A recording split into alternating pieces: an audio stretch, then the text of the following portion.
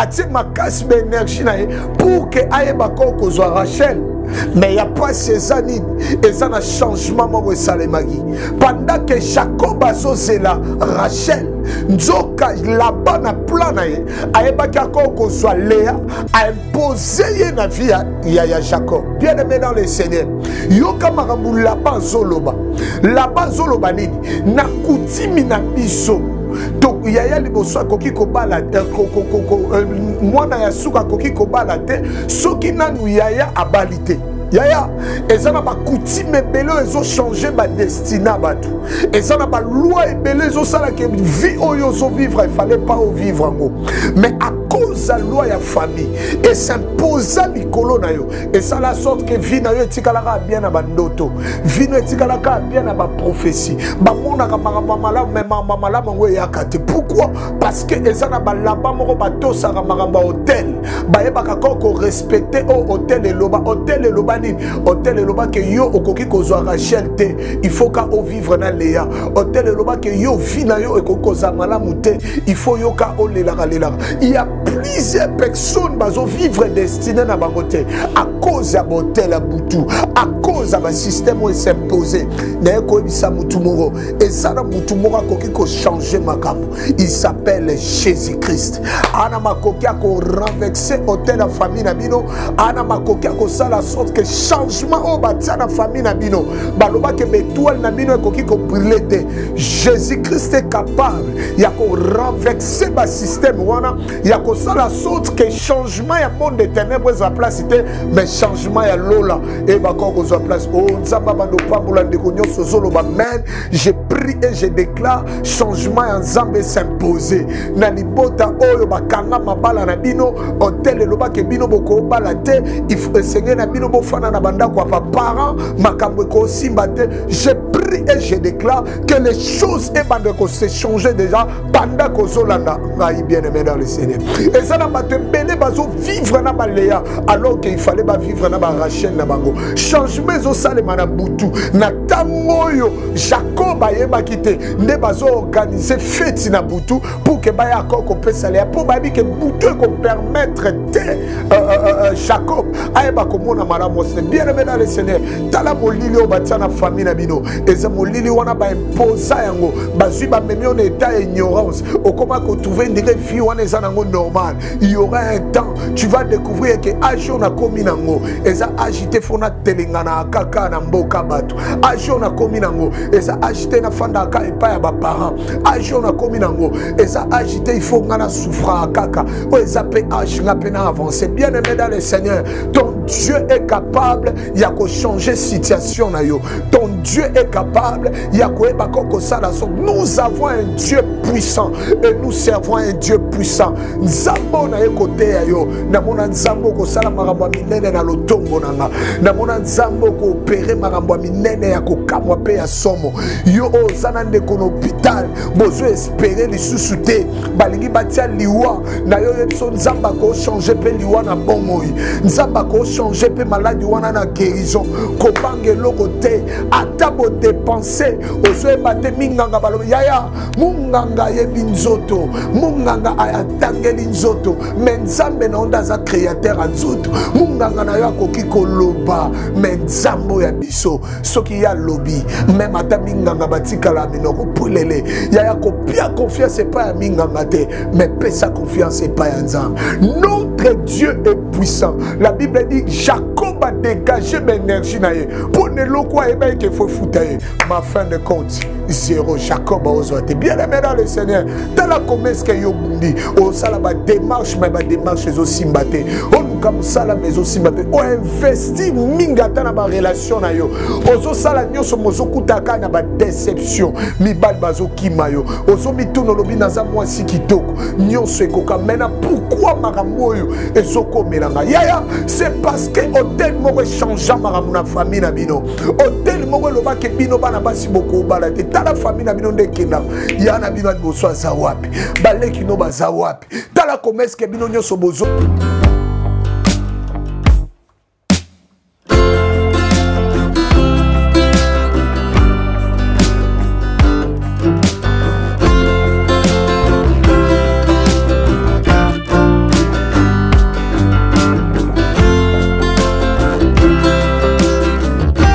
Shalom, shalom à vous les enfants de Dieu. C'est bien moi votre frère, le pasteur Israël Nash. Je vous salue au nom de Jésus. Je suis précisément à Kinshasa. Naza responsable à Ophelina. Jésus est mon papa. Naye liboso na bino pour nous représenter bino bana o bozomo na bilili pe ba difficulté tozanango.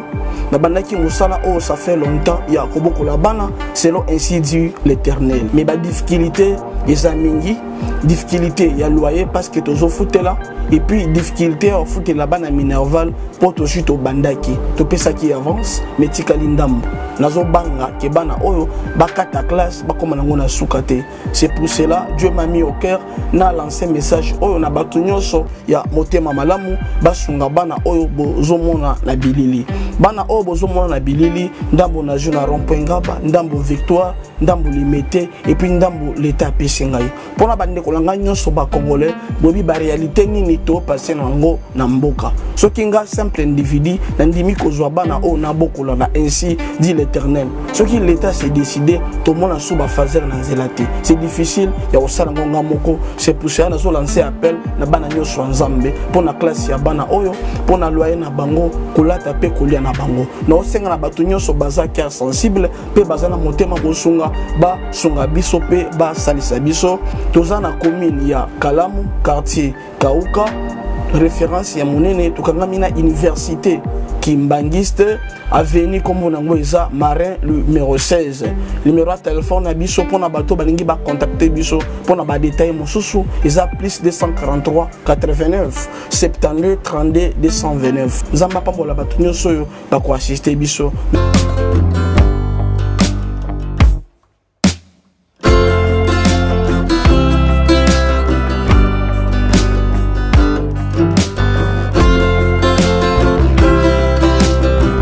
Shalom peuple de Dieu, shalom Bandekonyoso Yobozui, Libaku Yako Landaga Lisusu.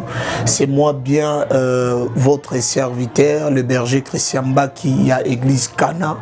Naye une fois de plus pour nako lundi sako mutomoko azo Landangai pe ko memela yo bonne nouvelle o ekoye bako ko changer bon moina yo. Bien-aimé dans le Seigneur, Kolo asali biso ngolu lelo lisusu to lamuka tozala parmi les vivants peto ebako bénéficier na par nzambe mais yambo ya nyonso na sengi na yo bisiko zwami to ebako kobondela elongo na nzambe. Père le Dieu des esprits, nous te disons un grand merci yo o pesi biso pema yo o salia ke to ebako zala parmi les vivants et pema pesi biso eza richesse ou l'équipe ba richesse nyonso. Seigneur to recommander moment au entre tes sentiments to sengi ozala nzambe o koyeba ko kozala biso di début jusqu'à la fin tikande ko nyonso akolanda biso ayeba ko kozala béni à travers ces messages dans le nom de Jésus-Christ na bondeli. Amen.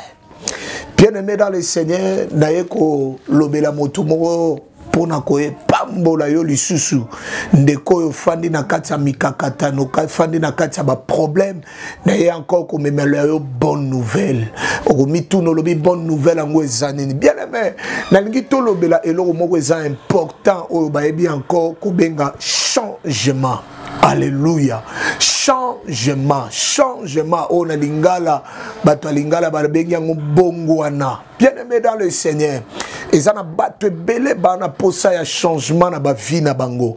Et changement et ça le mara d'une manière positive et d'une manière négative. Et ça n'a pas changement mususu soke ye na vie na yo et ye pour échanger yo et ça la sorte que bomo na yo e bako kozwa forme mususu oyo ko sepe anango.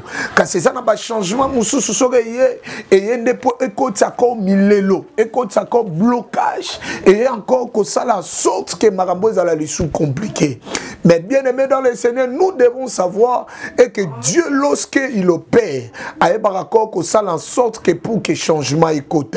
Mais quand le diable aussi na ngambu na ye ayeba ko sala sorte que changement na ye ba ko ko lelisa yo. Mais na tatoli na mutunyo so azolanda ngai bisika yo zali yo ko vivre changement ya diable te. Oko vivre changement ya nzambe. Diable akokoka ko changer yo te, akokoka ko tia makambo mabete pa na yo.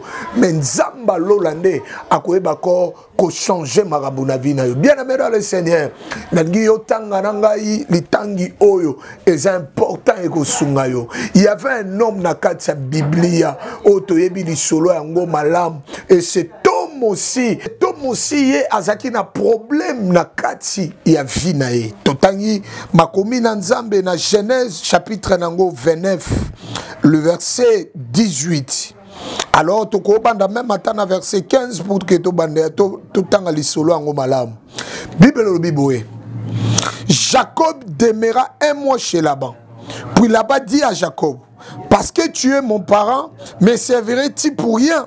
Dis-moi quel sera ton salaire. Or Laban avait deux filles, l'aînée s'appelait Léa et la cadette Rachel. Léa avait les yeux délicats, mais Rachel était belle de taille et belle de figure. Jacob aimait Rachel et il dit: je te servirai 7 ans pour Rachel et ta fille cadette. Laban dit: j'aime mieux qu'elle a donné. Pardon, s'il vous plaît, j'aime mieux te la donner que de la donner à un autre homme. Reste chez moi. Ainsi, Jacob servit 7 ans pour Rachel et elle fut à ses yeux comme quelques jours parce qu'il aimait. Ensuite, Jacob dit à Laban: donne-moi ma femme car mon temps est accompli et j'irai vers elle. Laban réunit tous les gens du lieu et fit un festin. Le soir, il prit Léa et sa fille l'amena vers Jacob, qui s'approcha d'elle. Et Laban donna pour servante Léa, sa fille Zilpa, et sa servante. Le lendemain matin, voilà que c'était Léa. Jacob dit à Laban: qu'est-ce que tu m'as fait? N'est-ce pas pour Rachel que j'ai servi chez toi? Pourquoi m'as-tu trompé? Bien aimé dans le Seigneur, la Bible dit ceci, que Jacob, après avoir causé bénédiction et pas ya papa na Isaac, Bible zolo baye que akimi yaya na Esaü aye ko kimi pa ya Laban o azaki noko na ye. Bible lobi panda ka komi pa ya Laban azo bando tu na ya lobi oh eza poza mde konanga ke yo fo salela ngai ya pamba. Et Jacob tellement accepté la qui na Rachel, alors que na posa ya Rachel. Et c'est maintenant na Jacob a travaillé 7 ans. Bible le bien que Jacob aeba ki akokotia be fort na ye, atie makasi be énergie na ye pour que aeba ko zo Rachel. Mais il n'y a pas ces années, et ça a un changement de Salemagi. Pendant que Jacob a zozela Rachel, Nzoka là-bas na plan na ye, aeba ki ko soit Léa a imposé na vie ya Jacob. Bien aimé dans le Seigneur. Yo kamarambu là-bas zoloba. Là-bas zoloba nini na kutimi na biso. Donc yaya liboso koki ko bala mwana ya suka koki ko bala te soki nanu yaya abalite yaya ezana ba coutume belo ezo changer ba destina batu ezana ba loi ebelo ezo sala ke vie oyo zo vivre il fallait pas au vivre ngo mais à cause la loi ya famille et s'imposa likolo na yo et ça la sorte que vie na yo etikalaka bien na bandoto vie no etikalaka bien na ba prophétie ba mona ka makambo malamu mais malamu ngo yakate. Pourquoi? Parce que ezana ba laba moko bato sa makambo hôtel ba yebaka ko respecter au hôtel et loba nini hôtel et loba que yo okoki kozwa Rachel te il faut ka o vivre na Léa hôtel et loba que yo vi na yo ekoki kozwa malamu te il faut yo ka o lelaka. Il y a plusieurs personnes bazo vivre destiné na bangote à cause ya hôtel à Boutou, à cause ya ba système où s'imposer na ko ebisa mutu moko et ça na mutu moko akoki ko changer makambo. Il s'appelle Jésus-Christ. Ana makoki ko renverser hôtel la famille na bino, ana makoki ko sala sorte que changement au batia na famille na bino baloba ke betoile na bino ekoki ko briller.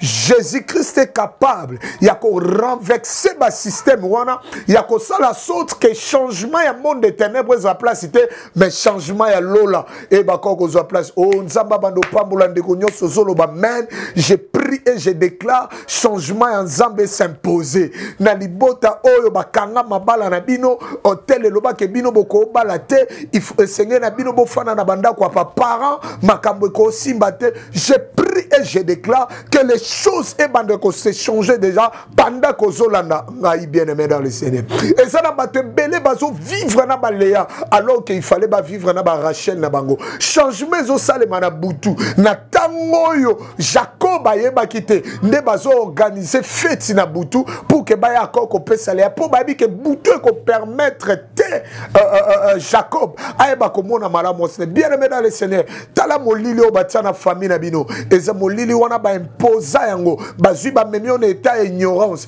au comment ko trouver une vie wana eza nango normal. Il y aura un temps tu vas découvrir que ajo na komi nango eza agité fona telengana kaka na mboka bato ajo na komi nango eza agité na fanda ka epa ya ba parents ajo na komi nango eza agité il faut ngana souffra kaka o eza pe age nga pe na avancer. Bien-aimé dans le Seigneur ton Dieu est capable ya ko changer situation na yo ton Dieu est capable ya ko eba ko sala so. Nous avons un Dieu puissant et nous servons un Dieu puissant. Nzambo na ye côté ya yo na mona nzambo ko sala makambo minene na lotombo nanga na mona nzambo ko opérer makambo minene ya ko kamwa pe ya somo yo ozana ndeko na hôpital bozo espérer lisusu te balingi batia liwa na yo yebso nzamba ko changer pe liwa na bomoi nzamba ko changer pe maladie wana na guérison ko bange logo te atabo dépenser ozo ebate minganga balobe yaya munganga yebi nzoto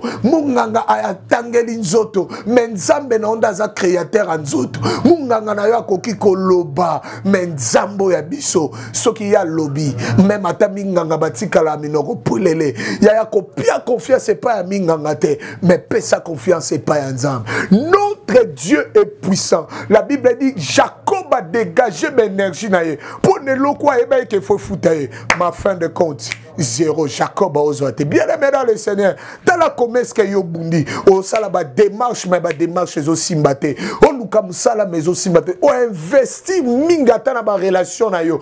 Ozo sala nyoso mozo kutaka na ba déception. Mi bal bazo kimayo. Ozo mi tuno lobi naza mwasi kitoko. Nyoso ekoka mena pourquoi marambo yo ezoko melanga. Yaya c'est parce que hôtel moko changeant marambo na famille na bino. Hôtel moko loba ke bino bana basi boko balate. Tala famille na bino nde kenaka ya na bino boso azawapi baleki no bazawapi tala commerce ke bino nyoso bozo tourner pourquoi hôtel moko ya eloba ke batu bako ke liboso te batu bako avancer te batu bako progresser te batu bako simba mama longa te ndo mona na liboto souffrance ezo continuer ya na ekoyebisa Yesu azana makoki. Ah j'aime encore la Bible dit chaque chose a son temps et ça na tango au hôtel la famille na bino eko régner mais tant il y a changement peko kota. Je prie et je déclare comme un oin de Dieu. Changement bando kota na vie na yo. O banda ko vivre marambo sika. O tatola. O loba ke non, il y a un Dieu. Il y a un Dieu. Il y a un Dieu. Il y a un Dieu. Yaya na uti ko bonde la kopo na ndeko mogo. Ndeko ana zakina ba démarche azaki nango ifala kende poto njoka na famille na bango baloba ke ye moya kende zate bondo ke sangani na kati sa famille na bango bako bandi ko combattre e ba beti paralysie et pendant que ba beti paralysie directement de ko ko su côté maté ba démarche katani et lorsque lukinga lobi papa makambu nange zo simba susute nde na bo na okoka lu susute na tambola raté na fin de sikamo on a prié juste quand na téléphone to monanité to bondeli na téléphone atindeli nga ba photo je crois bien ba rebalancer ba photo atindeli nga ba photo et pendant atindeli ba photo nzamba bandi ko créer miracle et marambo salemi directement ndero muswa yo benga papa awande na zabou tango komika era mariage nanga nde na moni babwa ken ngambasu na bisi nde ko na boko changer d'identité nzambe na biso azana makoki et mbasu wana ezoka okezo sila on a prié sans pourtant aeba ko koluka ba nganga sans pourtant aluka soki nini. On a prié juste dans le téléphone et le long des aboués. Nzambe a pessié kimia. Bien aimé dans le Seigneur, peut-être que vous allez comme nayo. Est-ce que vivre nos vivre les malades? Est-ce que vous avez que ça volonté ensemble? Il y a certaines personnes basées dans l'ignorance. Basolo ba que ça volonté. Bien aimé, Nzambe volonté négocia la nini pour yonyo kwama. À quoi bon Nzamba sepelaton yozo souffrir? À quoi bon Nzamba sepelaton yo maramozo simbate? Il y a un moment il faut lukanzam. Il faut se révolter. Oloba Nzamba tindanga na mukili ote pona nyokwama. Batu tout bwana ba on a poto mamwezo simba. Mais pourquoi ya yo ezo simbate? Oui, ozo simba ndombo on a poto. Mais pourquoi liba les oyate? Pourquoi maramwezo salemate? Pourquoi les choses sont fermées? Bien aimé, notre Dieu est capable. Peut-être Nzamba tindinga pona lobela yo. Bien aimé, kotala le passé na yote. Kotala te que na luka solution et simbate. Na ekoloba mutumo zala lola pierre. Père abina luki butu mobimba. Kasina Dieu lorote. Mais sur ta parole, bien aimé, à travers malobo, nana posa mutumo se révolter. Alors que changement il faut kota na vie nanga. Ba laba nyonso, ba hotel nyonso a famille, ba loi ya famille. Oye yaka elongola ba rachel pour pesa ba lea. Il faut ba loi wana ekweya pe ba laba wana ba yeba koko za la disparu au nom de Jésus. Bien aimé, na yekobonde la pona ndeko moko bisiko zola nangai. Bien aimé dans le Seigneur, kokanga bote mate. Benga biso na numéro oye bien koko komama na se ya écran. Benga biso et plus qu'au benga biso, je sais qu'il y a un Dieu. Benga biso na numéro 089 87 47 874. Na bandeli encore 089 87 47 874. Bien aimé dans le Seigneur, même ici maramouné a compliqué, même ici aussi li mayele na yo yebso bibelobi bisika mayele na bino sili nde yanga nzambe banda donc yozo mono suki donc yozo je bénis encore Dieu nzamba lingaki yo suka pour que yenda banda na lisolo ya vina yo nzamba lingaki ma olela na butu pour ka ya ko sekisa yo na yo yebso nzamba osala changement soki l'autre fois olela ki pona ba problème mais cette fois-ci okolela pona témoignage nzamba okolela pona bolamu nzamba à travers son serviteur okolela pona bolamu o nzamba koyeba ko salela yo nzamba bongo la pinjoli na yo pinjoli ezaki akolela pona ba problème et comme pinjoli akolela pona sengo à cause ya bolamu nzamba à cause ya marambo nzamba kosala na ekobisa mutu moko kozala incrédulité kokanga motema te ezana batu musuba koluka ba décourager yo batu musuba ko abandonner te zala toujours wana pesa confiance et pas nzambe benga biso na numéro oyo na bandeli lisusu 089 87 47 874 089 87 47 874 yango ezape même ata na WhatsApp soko bengi ozwa biso directement soko bengi koyamba nga moko na téléphone et toyeba ko orienter yo pona ba problème wana et toyebi que notre Dieu a échoué raté. Bien aimé dans le Seigneur, na chaque saison nzamba telemisaka ba oyaye na chaque moment nzamba eba akoko ko élever ba oyaye soki Moïse aleki ezape na ba Eli o ba oya soki Eli aleki ezape na Élisée o akoyeba koko ya na ekoloba na mutu moko o ekobi tango na yo kokanga motema te nzamba tindinga pona yo nzamba tindinga pona batu nyonso te mezande pona yo. Alors bien aimé dans le Seigneur, benga biso nous allons prier. Il faut marambo bongwana, il faut lisola sike betama, il faut marambo sike sale maravina yo, il faut yo po témoigner nzam, il faut yo po tatola nzam. Oloba oui, il y a un Dieu. Oyebi encore kosala na vinanga. Que Dieu vous bénisse. Nzamba pambolande konyo so landa gibiso. Nzamba zogiselo ya ming et je sais que notre Dieu a rosala comme marambo kokam. Tikana bonde la pona yo. Père le Dieu de gloire. Pambolande konyo so yo. Aebaki akoko se disposer pour na koeba kolanda biso du début jusqu'à la fin. Na bondeli le Dieu des esprits. Au moment où je pars, le boko nzambe za la partage moko na moko. n'a déclaré que le diable a profité de l'événement d'enlèvement pour arrêter destiné na yo. Na lobi makila Yesu bakoko tambo na yo bisika nyoso ko nyata pezwa possession. Na déclaré tout ce que hôtel la famille na bino eloba likolo na yo. Nzamba sa la sorte que yo bakoko quitter cet hôtel. Changement total bakoko ta na vie na yo. Le poko nzamba et accompagner Vinayo dans le nom de Jésus-Christ. Comme l'équipe a communion. Amen. Que Dieu vous bénisse.